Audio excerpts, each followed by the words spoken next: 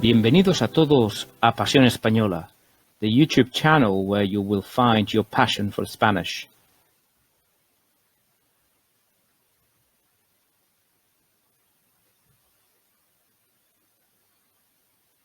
Hola a todos, bienvenidos a Pasión Española, episode 8. We're going to carry on doing our reading practice.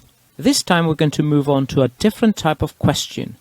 We're going to see two different texts in Spanish, and you're going to be asked to answer questions in English based on the text in Spanish. You read the question in English, and you answer the question in English.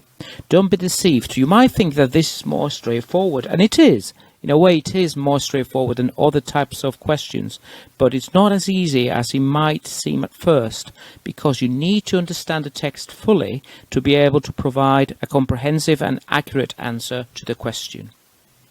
Okay, we can start with the first text. It's called ¿Te gustan los dibujos animados? I'm going to read it first. La popular serie de dibujos animados Speedy González fue creada en 1955 y permaneció en antena en los Estados Unidos hasta 1999. En ese año se dejó de emitir por miedo a ofender a la comunidad latina. Los directivos de la cadena Cartoon Networks justificaron su decisión en el hecho de que, en su opinión, la serie estaba pasada de moda y además presentaba a los mexicanos como personas vagas, torpes e indolentes. Sin embargo, la mayoría de la comunidad latina en los Estados Unidos reaccionó negativamente y no ha estado de acuerdo en absoluto, pues creen que el humor es sano y necesario. Para ellos, González es un icono cultural, es parte de nuestra identidad y además es un buen ratón. Mucho más desagradable fue el incidente del británico Jeremy Clarkson, presentador de un popular programa de televisión. Él fue criticado por la descripción que hizo hace años de la comida mexicana, a la que definió como vómito recalentado. La BBC se tuvo que disculpar tras recibir una queja formal.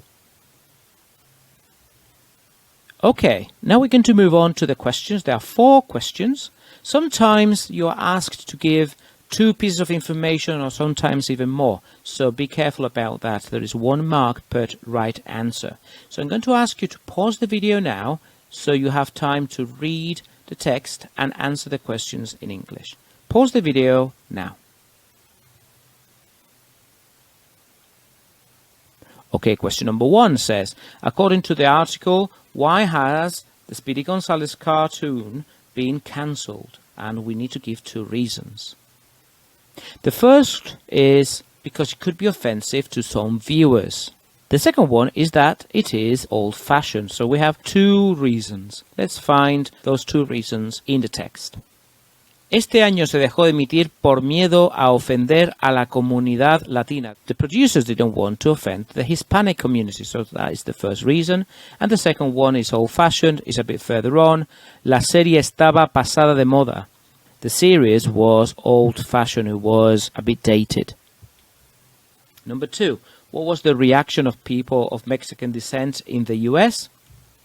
They opposed it. They didn't like it.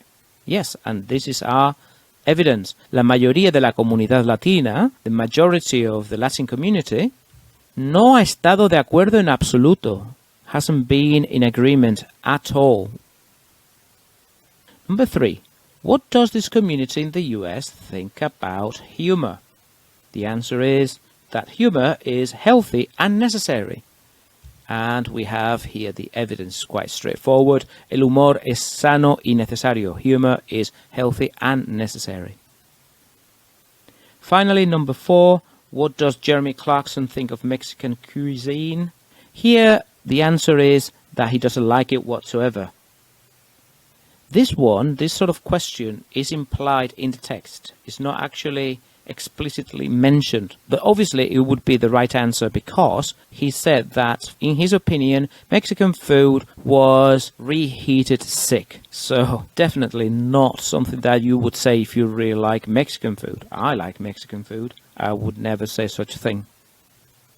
Alright, now we're going to move on to the second text. This one is called Mi viaje a Guinea Ecuatorial. I'm going to read it first.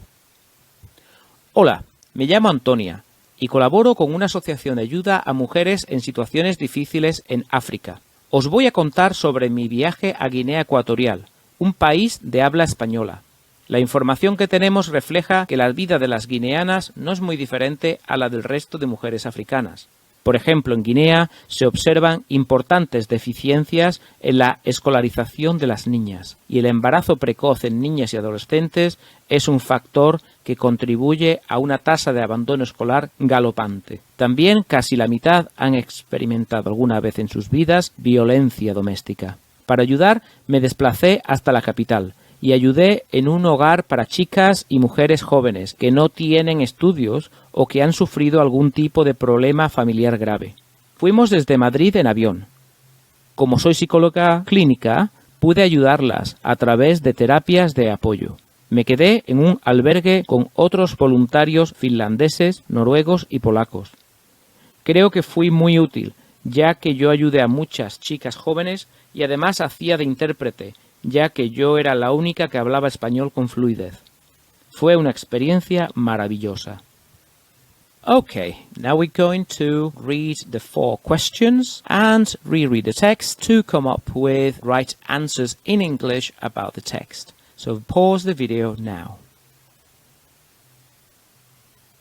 All right, question number 1. According to the article, why did Antonia go to Africa? And the right answer is to help women in dangerous situations. This is our evidence. Colaboro con una asociación de ayuda a mujeres en situaciones difíciles. Number 2, what happens to these women? They experience violence at home, and the evidence is here. Casi la mitad han experimentado alguna vez en sus vidas violencia doméstica. Almost half of them have experienced at some point in their life violence at home. Number 3, what type of accommodation did Antonia use? The right answer is a youth hostel, and we can even add that it was with some other volunteers, and the evidence is here. Me quedé en un albergue con otros voluntarios. I stayed in a youth hostel with other volunteers. Finally, number 4, why was Antonia's contribution so positive? And now we are asked to give 2 details for 2 marks. Number 1 is that she helped young women and she did some interpreting for others. For the first one, helped young women, it's here. Ayudé, past tense of the verb ayudar, in the first person singular. Ayudé, I helped. I helped many young girls. And for the second part, interpreting for others, hacía de intérprete because I was the only one who spoke Spanish with total conviction. Because I was the only person, Antonia was saying, who spoke Spanish perfectly. Okay, thank you very much, guys. I thought that this was a very interesting lesson. I hope that you find it useful, and I'll see you again in Pasión Española. ¡Hasta luego!